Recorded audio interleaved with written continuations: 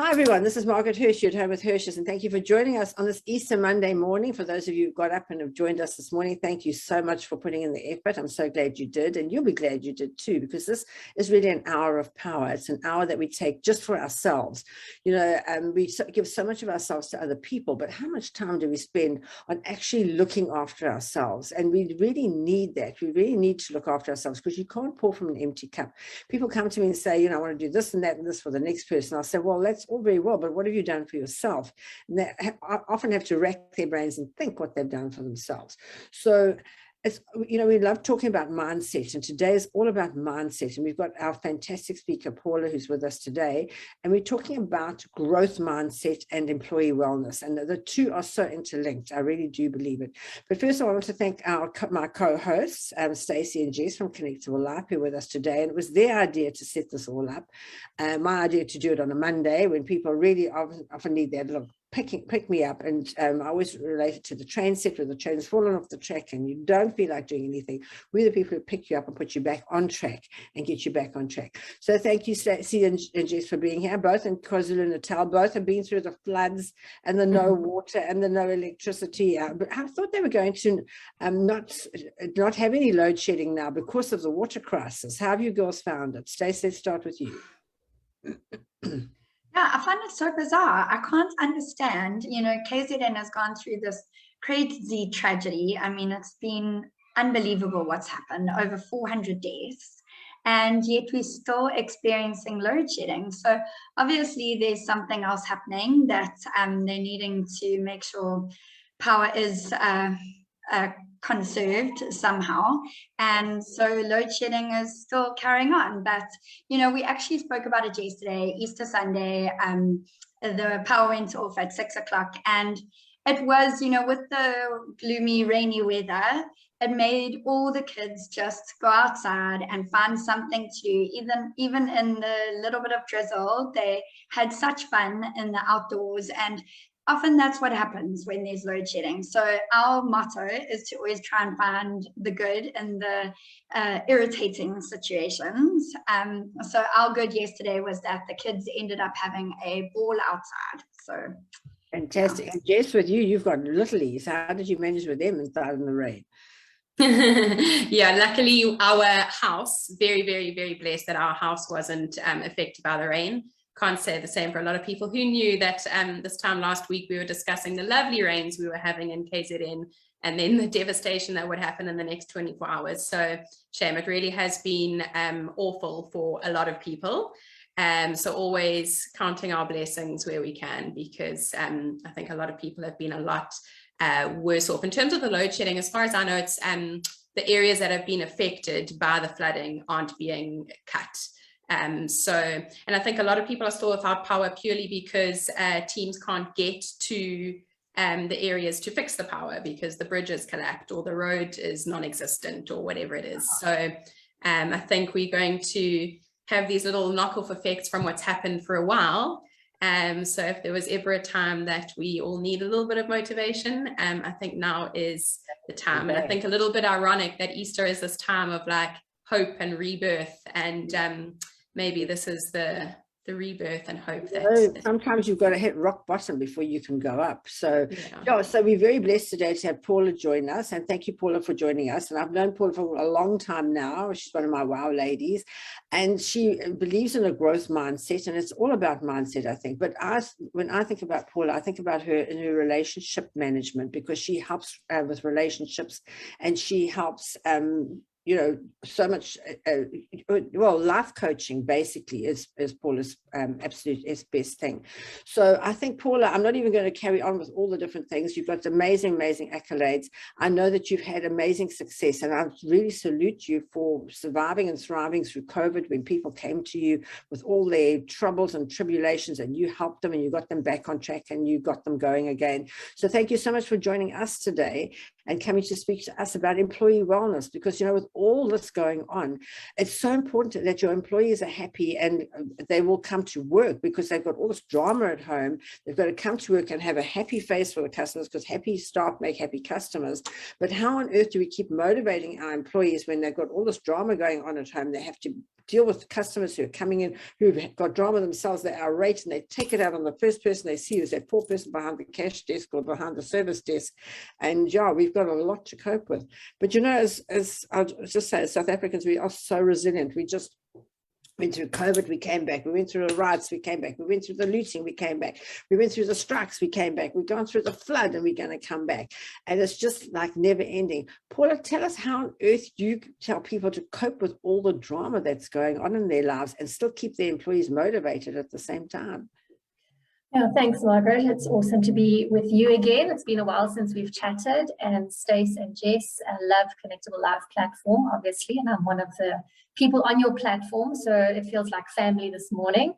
Yeah, Margaret, you know, with every up there is a down, and then with every down there is an up, and I think that's part of life. If we can try and remember that the good times and the bad times, they're there to balance us out. You know, we talk about that dark side, that light side, or our shadow sides and our dark sides.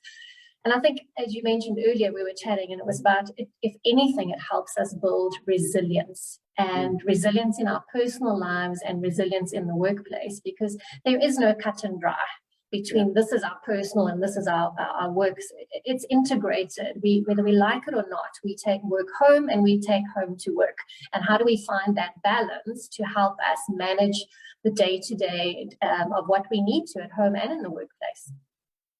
Yeah, it really is. I mean, I think COVID really blurred the lines between work and home, and a lot of people are working from home. So imagine you've got all this drama going on at home, and you still have to carry on and work in the middle of the whole fiddle.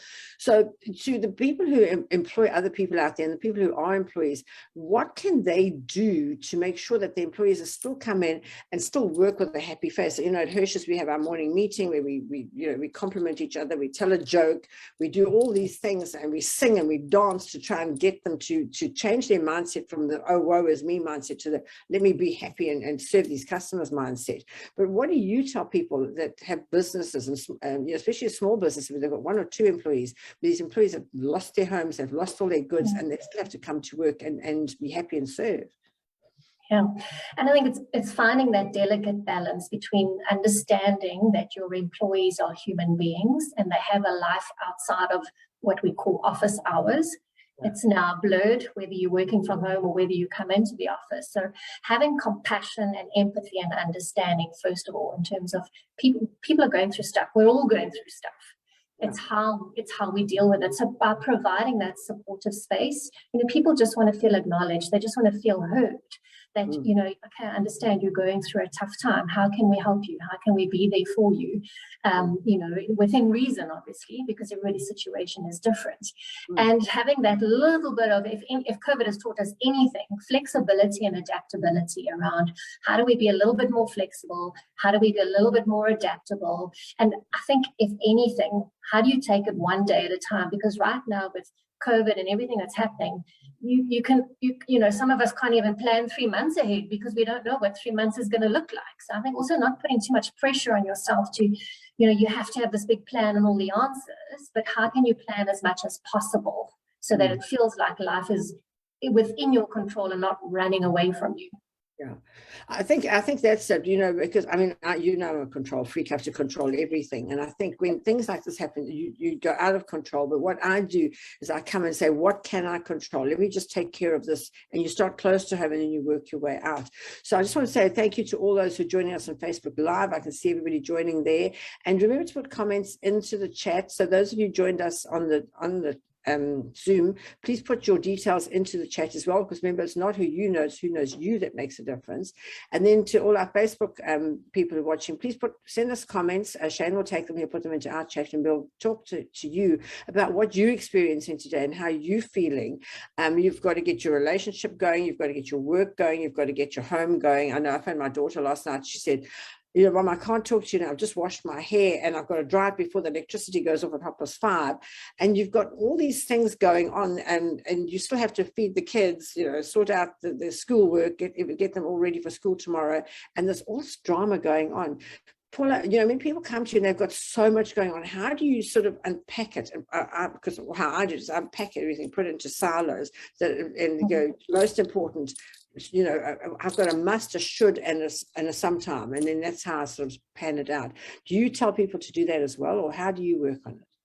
Absolutely. So similar to you, I start with what is within your circle of control, your circle of influence, starting with self. You know, self-care, as we all know, is vital. It's essential to your daily existence and well-being. And if you're not well, you're unable to be well for others in your home environment, but also in the workplace as well. So self-care and your own well-being is critical to your ability to be able to function, operate, and then be productive on top of that.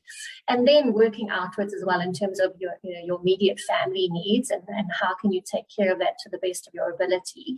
And then in the workplace, but most important is don't be afraid to ask for help. There's this big stigma around mental health and health issues, and it's seen as a weakness and you're unable to cope. And we all know that that's absolute rubbish. So don't be afraid to put your hand up and say, I'm not okay, I need help. Yes. And especially the men listening in as well, because men always have to be the macho, I'm the strong one in it. But men are taking a huge toll at the moment because they've got to provide for their families. They've got to go to work. They've got to be able to do all these different things. And I know that on this program before, one of the men has said, you always talk about women, Margaret, but men are really got it. And for a man to go and say to somebody, I need help, you know, it really takes a lot of courage from their side to go and actually ask for the help and just say, you know, I need you to help me get over this. So, I mean, I know you're a life coach and you coach people in all different aspects of life, but when men come to you, how do they approach you normally? Normally they are feeling like they are not a man, to be completely honest, because of that stigma, that the gender stereotyping that we've been conditioned with, man must be the provider and the breadwinner and the protector. And then second of all, the stigma around mental health issues, you know, it's seen as a weakness. But the stats that we've seen, especially South African stats, is that 1 in 5 men are more susceptible to suicide than women because of the stigma. They don't reach out and ask for help. And, you know, especially over COVID, with men taking a lot of impact, in fact, it affected men and women differently. Women was around trying to juggle this home work-life balance, homeschooling kids, and all the household chores and responsibilities that had an impact on women. And men, it was around, you know, salary cuts, losing your businesses, being retrenched, those kind of things. And so it was the same impact, but from different perspectives. And that's often what I get great joy out of, because as you know, I run both men's and women's development programs. And we often struggle with the same issues, but we approach it very differently. Yeah.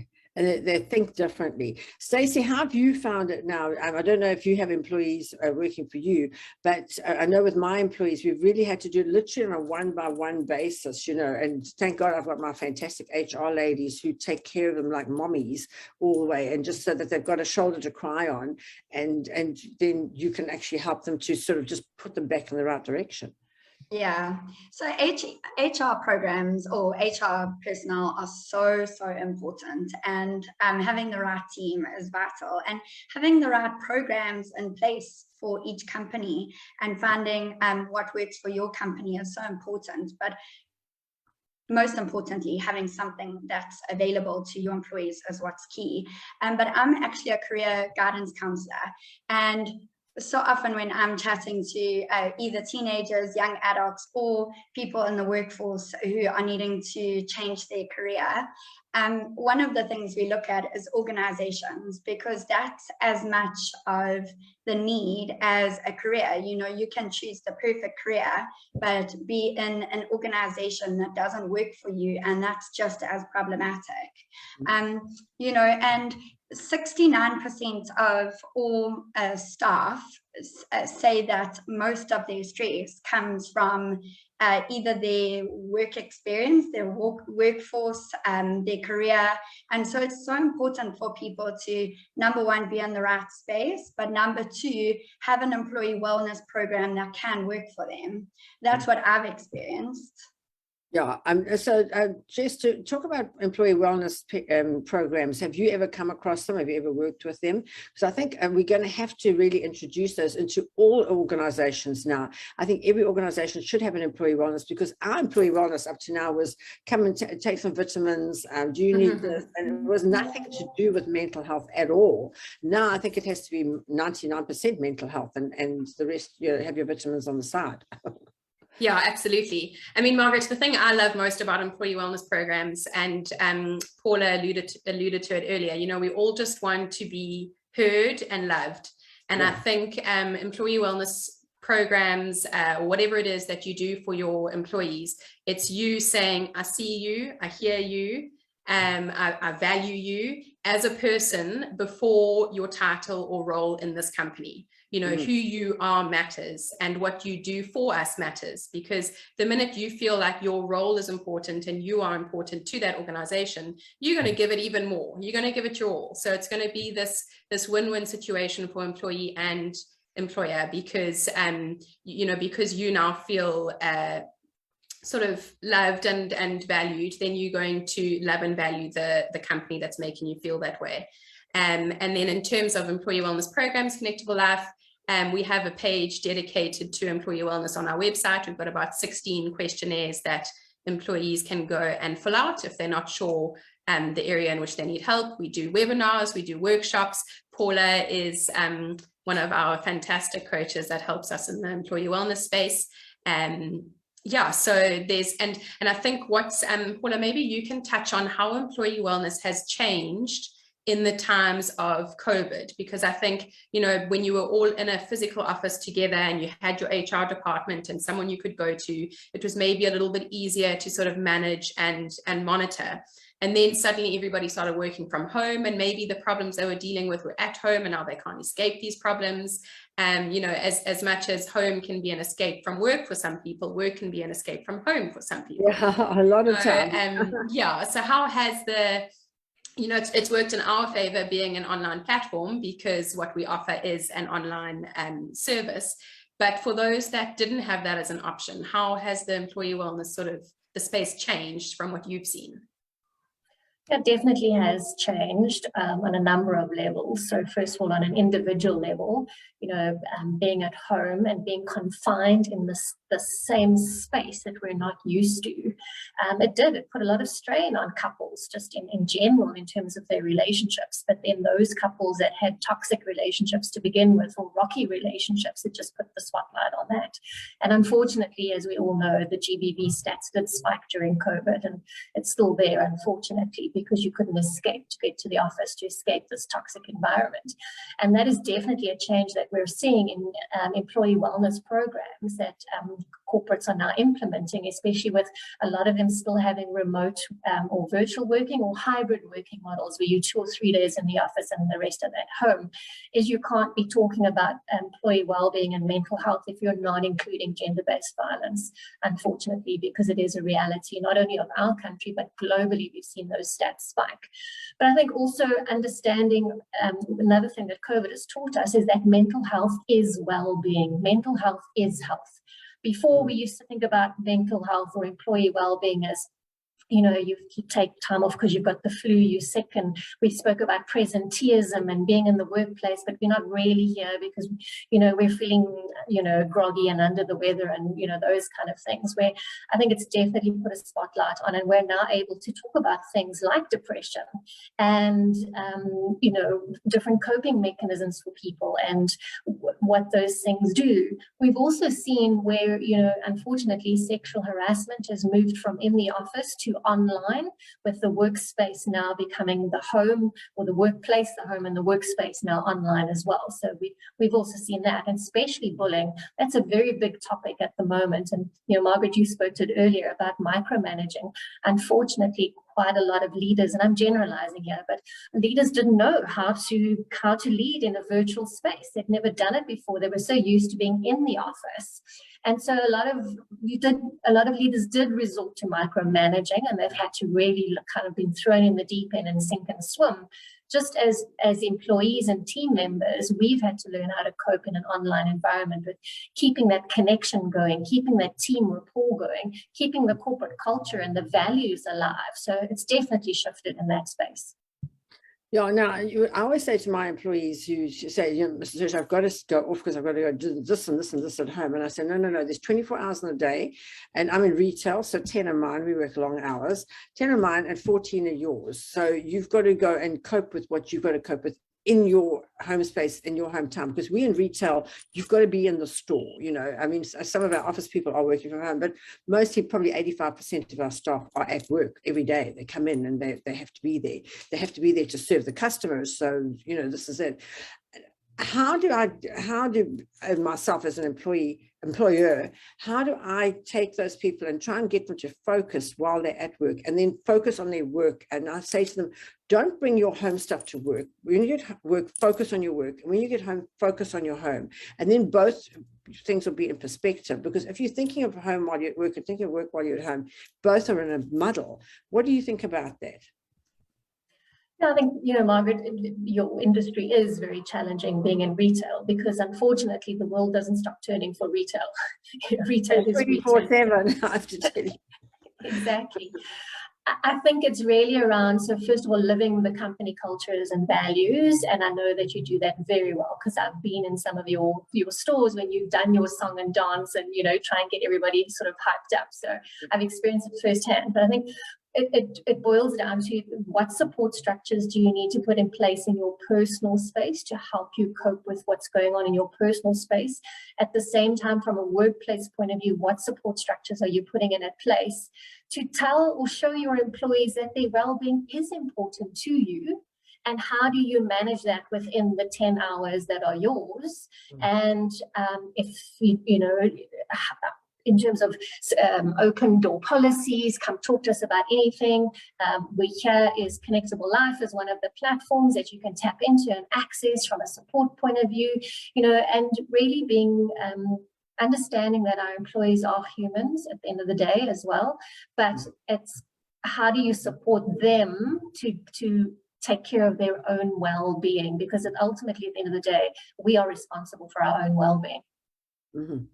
Yeah, and we just had one of our girls who had been in a toxic relationship with her husband for ages, and she just said that, and I felt quite bad. She said, you gave me the courage to actually leave him and start on my own. She started on her own, and her whole life has changed. She's blossomed. She's come out. She's her own person. She said, I didn't think I could do it on my own, because my culture was I always had to have a man to hold on to.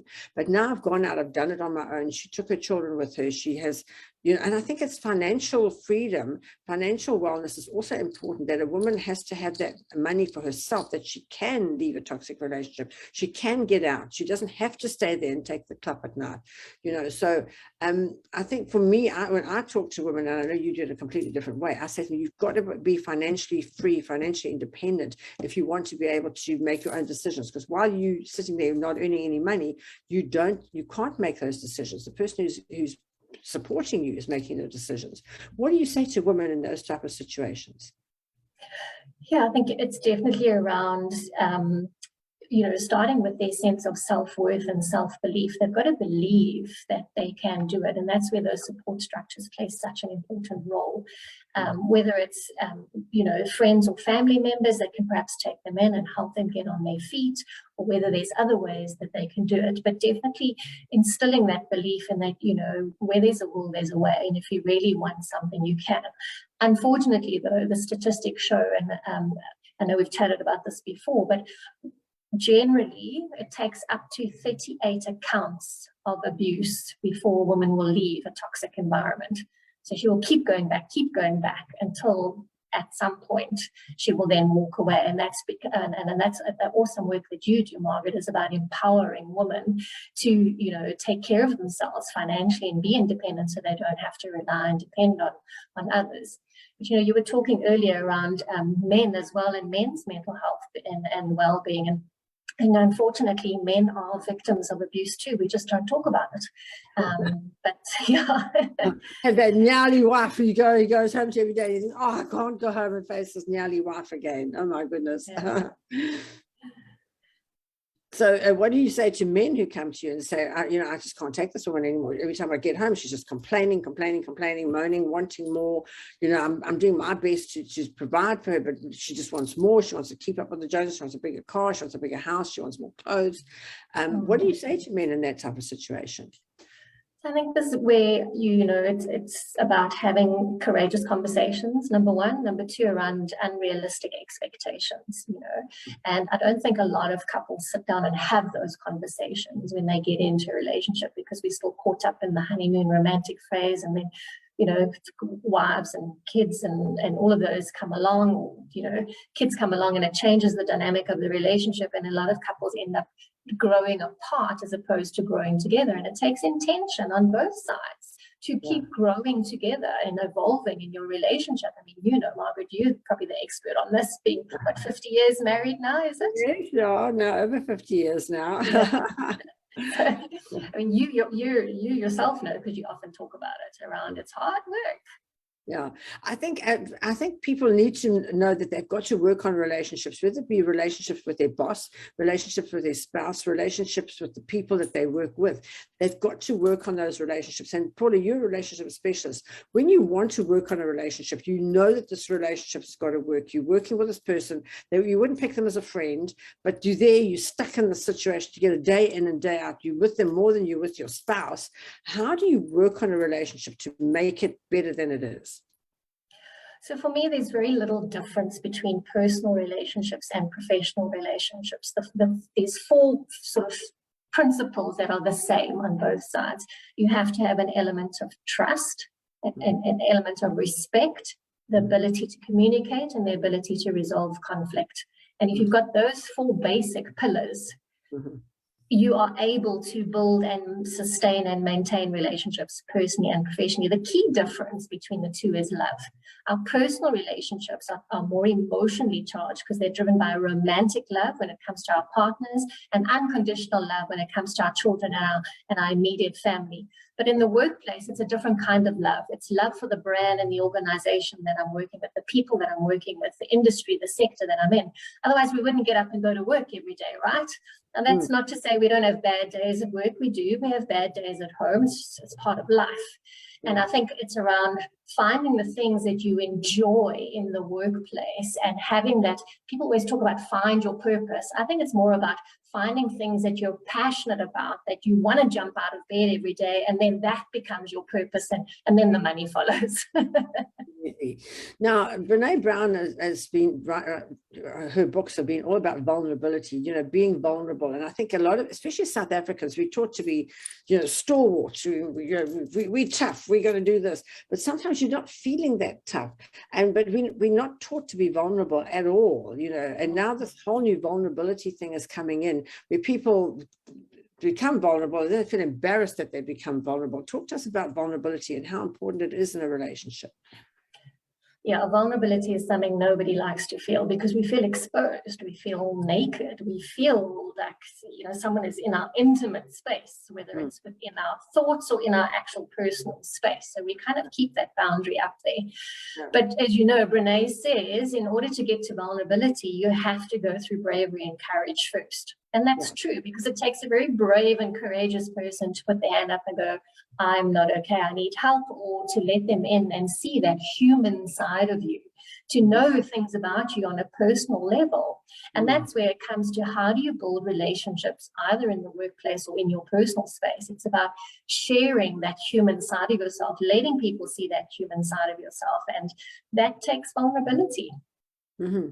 Now, I want to talk about also bringing light to a situation. I named my daughter Lucy, which means light, and she lights up the room. She walks into the room, she lights up the room. She walks into a conversation, she lights up the conversation. And with all this doom and gloom going on, with all the drama, how can one turn one's whole mindset around? Because you teach about mindset as well, and take a mindset from the doom and gloom to becoming a beacon of light to other people who need that help and need to know that there is hope, that you will help them, that they can get out of the situation. How do you turn that mindset around? So it's around always looking for the positive in every situation, because in every situation that you find yourself in, there's always something to gain out of it. There's something to learn about yourself. There's something to learn about the situation itself, and there's something to learn about the other person or persons in the situation. And it's around, if you're always getting stuck in this negative thoughts and negative mindset, being a pessimist, how do you, first of all, self-awareness, catch yourself and reframe it? Turn it from a negative into a positive. So we could all go, oh, woe is me, there's load shedding, there's this, there's that. But if you turn it into a positive, Jess, you mentioned it earlier, the kids went out and they played together and we spent time together doing things together. So how do we find the positive in every situation? And that's having that positive mindset, which is where growth comes from. Every time you see a positive, you're putting yourself out there and you're gaining new insights and new skills and new possibilities, because you never know what opportunities could arise just from putting yourself out there in a different perspective and a different mindset. Yeah, and to actually change your mindset and just continue to stay on a positive trend no matter what comes your way.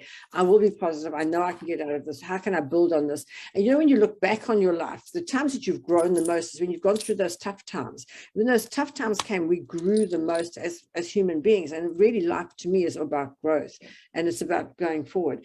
But sometimes you have to speed up by slowing down. And I think all these things that happen, the riots and the floods and all that, just slowed us down. It says slow down before you can pick up again. How do you feel about that?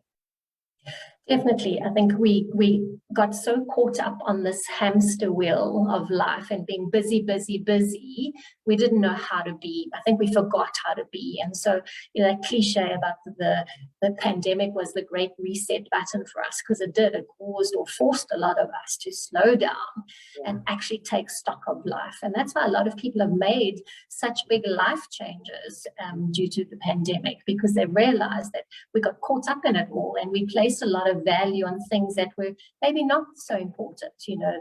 The manicures, the pedicures, we were all laughing about lockdown hairstyles. And I think, Margaret, you even posted, didn't Alan cut your hair once? I cut his hair the whole time. I prefer actually the way I cut his hair, but he doesn't. So absolutely, it's made us stop and take stock of life. And it's usually those life-defining moments that make us stop and take stock of what does life actually mean to us? Where am I at in my life right now? And what is my priority? What is the value? What is the purpose and meaning of my life right now? And it's usually some life-defining moment or some life milestone. So the milestones, turning 30, turning 40, turning 50, getting married, having kids, or a life-defining moment, which is some kind of severe illness, a hectic car accident, a heart attack, or a near-death experience, a divorce, or something that causes us to stop and hit the reset button and reinvent ourselves. Yeah, and really when push comes to shove, it's all about communication at the end of the day and how we communicate with ourselves first of all, and then with others, and the communication. And we're talking about employee wellness. We seem to have got a bit off the subject, but with employees as well, I think the most important thing is to communicate with them on an ongoing basis. But when you have a lot of staff like I do, I have about 2,500 in total, it's quite difficult to be able to communicate with each one individually. So we put them into silos, and then I communicate with my managers and they communicate with the staff, and that's how we do it. But how important do you think communication is in a situation like this? Hugely important. I keep saying to all the corporates I work with, you cannot over communicate. The more you communicate, I think the research shows, especially from an email point of view, it can take up to 11 times for people to read and take action on a email. So, if you think about that, imagine our own inboxes, how full they are with, emails and stuff like that. So you cannot over communicate. And I think that's where often miscommunication, misunderstanding, misinterpretation takes place, is because when there's no context, there's no clarity, and that leaves it open to ambiguity. And that's when we make assumptions and presumptions and projections, because we're trying to make sense of it. So we add in our own stuff, which may not necessarily be the truth or the reality or whatever it is, the facts of the situation.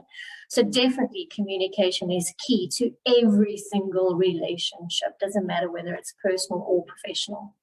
Yeah. And Jess, I think you found that with Connectable Life, it's really all about communication, how you communicate with different people, how you, in these type of situations, how you deal with it. Tell us about Connectable Life and how you, when people come to you, how you sort of guide them in the right direction. Yeah, absolutely. I think it is, as it goes back to the fact that we all just want to be heard, and to be heard, you have to actually communicate effectively. You know, it's one thing to listen, and another thing to actually hear and understand what the person's trying to say. And Paula, I'm sure you can say more about this, but I think this is one of the problem areas in a lot of businesses or corporate cultures, is that there's very much a I speak, you listen kind of environment, and there isn't a backwards and forwards conversation about everybody having their say, being heard, wants and needs being heard and listened to, and then everything starts to crumble. So yes, absolutely, very important. And then in terms of people contacting us, as we've mentioned, we've got questionnaires people can complete on the site that sort of guides them in a direction in terms of the help that they are looking for. They are also welcome to phone us, email us, WhatsApp us, get hold of us in any way. We are always all ears and always willing to help wherever we can, whether it's an individual or a company. And I think this is also the lovely thing about employee wellness programs, is that, you know, we don't know what we don't know. And I think employee wellness programs are the first step in educating and in creating awareness and showing people that there are different ways to go about life, that things don't always have to be hard and you don't always have to do it alone. And I think that sort of opens up the space to have these conversations. You know, maybe there are employees out there that want to have these courageous conversations, but don't know where to start and don't even know if they can. And the minute you as a company say, hey, we're going to have a webinar on boundaries, for example, then maybe they go, oh, actually, I do have space to create some boundaries. And how do I do that in a respectful way that isn't going to hurt my place in my company, or fire me, or whatever it is. And suddenly people realize that there are other ways, especially when it comes to changing mindsets. You know, we don't know how to change a mindset. We don't know where to start. And if you, for example, working in retail, where all you do is work, you don't have the time and space to look at other options. And I think that's where employee wellness programs come in and offers that as an option, that, hey, I can change my mindset and this is how I do it. Yeah, that's my 2 cents on it. So Stacey's bursting there. I can see her bursting to come in. Yeah. You know, it's reported that 51% of employees are less productive as a result of stress. So just from a company side of things, you want to be able to provide that form of help to your employees, just so that they can be more productive for you, so that your company can thrive, you know. So if companies are like struggling with their workforce at the moment, where they have gone through this crazy slump of COVID, you know, they can reach out to us or to anyone, and that will just be more beneficial at the end of the day. But I know that when I worked in the workforce, I mean, it was years ago, and I worked in the UK, where it's, you know, you would think that they would be so progressive in employee wellness programs. And I worked in a company that had 800 employees, and there was not one employee wellness program. It was, you know, looking back on it, it's quite like unbelievable that that was the case. But they had nothing set up. And I know that I worked in a team primarily of men, and there were always niggles and complaints, and we could all work together as a team and bounce things around that was available for us, and there wasn't. So it's been very interesting for me to watch this space grow. Yeah. Now, Paula, we've got lots of employees watching and employers watching. So let's just go for the employee first of all. They understand that they're going through a hard time. The people that they're working with are going through a hard time. They sort of snap at each other because they're not as relaxed as they used to be. How do they approach their boss to ask for an employee wellness program if their boss isn't going to do it? And then the second part of my question is, as a boss, now you're a boss and you've got 5 or 10 or 15 or even 20 employees, and you realize that it's not going how it should. They're staying off, they've got hassles in their lives. How do you set up an employee wellness program? I would say, first of all, hear what the people want. So do an anonymous survey if you want, or a climate survey, and get to what some of the real needs are in terms of the employees. Now, obviously, you're never going to meet everybody's needs 100%. It's impossible, when you've got a group, an organization. But hear what the main wants or needs are, and then try and shape something around that as the foundation within whatever budgets allow, because we know employee wellness programs do cost money to put together. But I think when people feel heard, when they feel their voices are heard, when they feel that their voices are being acknowledged, and that they can see the organization trying to do something, it makes them feel better about themselves, because they feel like, well, actually our company and our boss cares about us, and they're taking us seriously, and that makes them more productive, because they buy into the organization and they can see that it's authentic and it's real and it's genuine and sincere. It's not just lip service. And then linked to that from an organization's point of view is communicating the whole way. I mean, we've just done a similar exercise with a team that I've been working with, and it's around communicating every step of the way. Share the results. These are what the insights have come back. This is what you've asked for. This is how we're trying to address it. This is what we can do right now. This is the time frame, and keep them in the loop. Close that feedback loop, because when you leave people in the dark, that's when they start questioning and doubting, and that causes distrust, which is a big thing when it comes to corporate culture and building toxic cultures, and then there's no trust. Yeah, I think trust it's all about trust, and the employees have to trust that you will know that they're not just taking time off because they've got nothing to do with their time. They're taking time off because they've got a real disaster at home which they need to resolve and to get those issues sorted out. And I know at Hirsch's we gave out literally hundreds of parcels to people who were in need yesterday. My daughter Lucy went out and she gave them out, and it was just incredible. But to just say to people, how do you get over this thing? And I see something's come in from Facebook now. It says affirmations, and I have what I need to get through this. I'm stronger than I think. I'm tough. I'm unstoppable force of nature. All I need is within me now. These are things that we say all the time. So you can say affirmations to yourself, but you have to really believe that. You can't say the affirmations and not believe it. And I say to people, fake it till you make it. You say those affirmations over and over and over. I can do this. I can get through this. No matter what God throws at me, he will not give me something that I can't cope with. And then you just keep going forward in the direction of your dreams. What do you say to people when they come to you as a coach? And let's take a step back. I'm a person now who is really struggling with what life has thrown at me. I feel I need a coach. I need someone to help me and guide me, because my family can't cope with it. I don't want to go to my friends and tell them that I'm struggling. I've come to you as a coach. I've taken that step. I've gone to Connectable Life. I've clicked, yes, I do want a coach. I've got Paula. How do you start working with that person to put them in the right direction?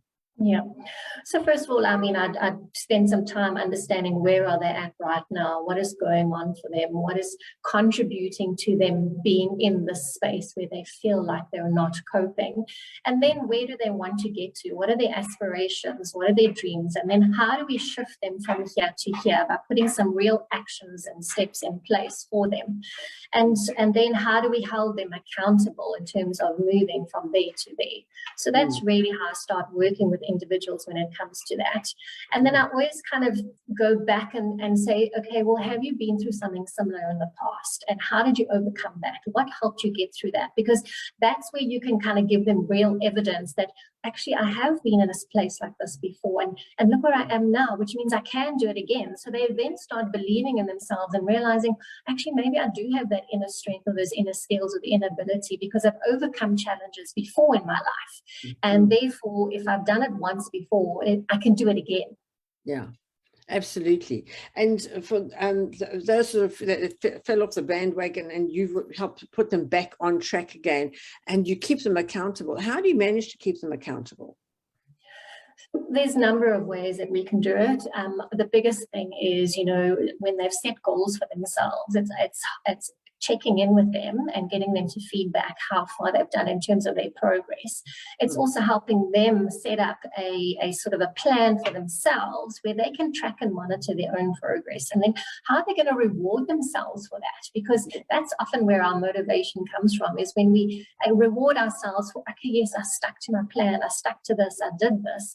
And it makes us excited and inspired that, hey, I've done this, I can do it again.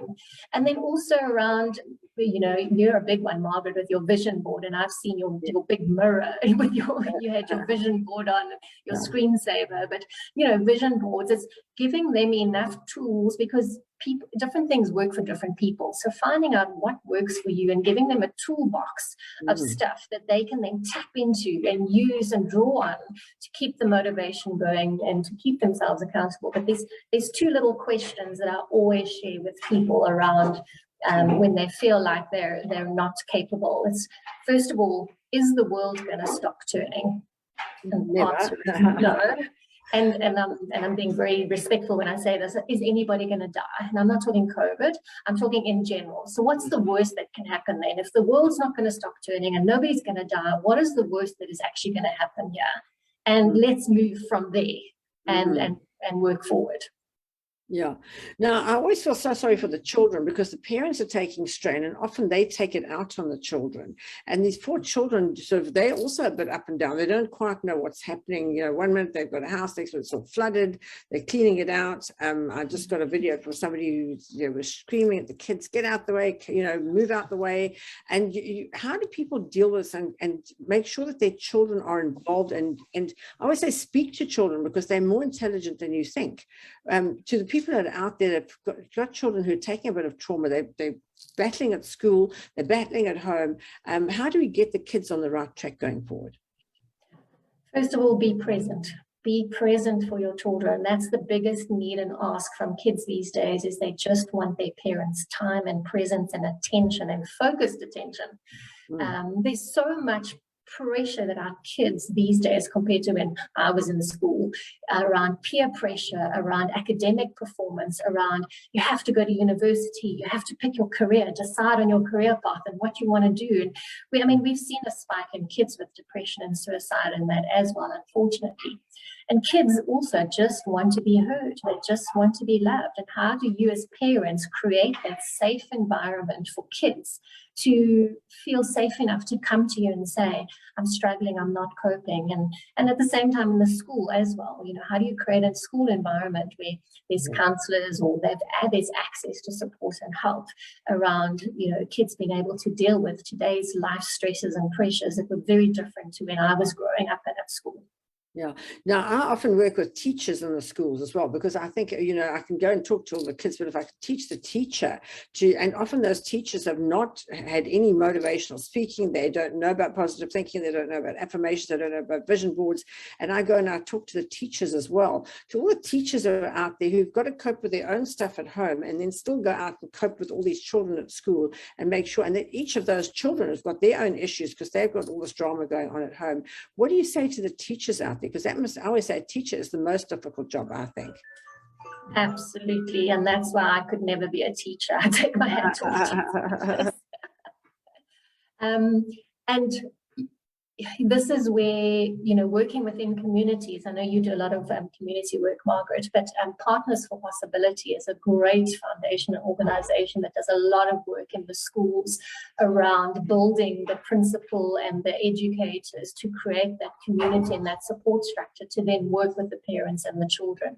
And being able to empower teachers to take care of their own well-being. It comes back to that, always it starts with self. If you're showing up in a bad space and a bad headspace and a bad attitude within your classroom, you're going to pass it off onto the kids, because whether we like it or not, kids look up to us as role models. They mimic our behavior, the way we respond and we react, and they're so easily influenced by us as adults, but also around the people that are around them that they spend a lot of their time with.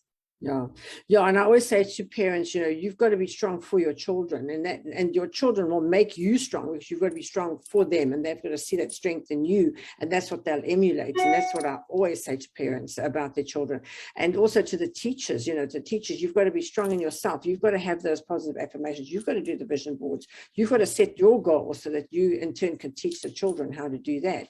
So all in all, it's a really hectic situation. So Paula, just tell us a bit about your practice now, because you do all sorts of different things: the mindset, the wellness, the children, the relationships. Tell us a bit about your practice and how people can get hold of you. Yeah, so I work with both individuals in their personal capacity, and I work with organizations, and really it's around relationships and building and creating healthy relationships at home and in the workplace.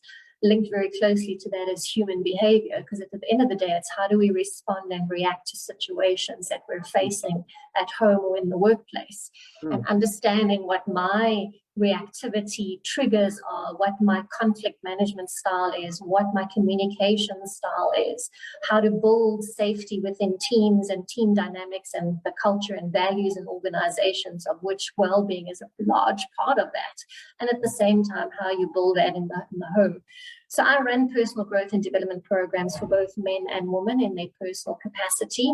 And it's all around creating that positive growth mindset and equipping them with tools and skills to be able to take and apply at home and apply in the workplace.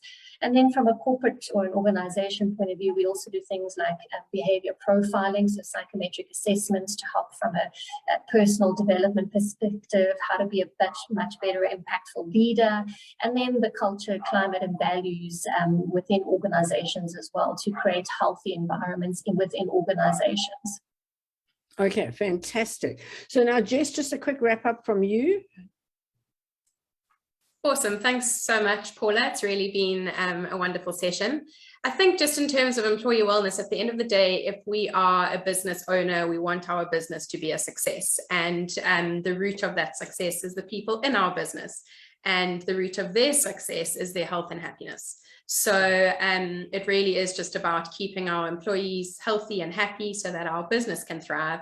And then in terms of being an employee, we're going to want to work for a company that looks after us. We're going to want to work for a company that cares for us. So they really are a win-win situation. And as I've mentioned, we do offer workshops, webinars. We like to speak to the company, figure out what they need and want. Like Paula mentioned, it's obviously really important to understand what's going on in that specific business, and then figure out what's needed and work with the company to build something around their needs. Paula also has some incredible courses on offer at the moment. She's got a dads and daughter workshop in Joburg, which is incredibly empowering for dads and daughters.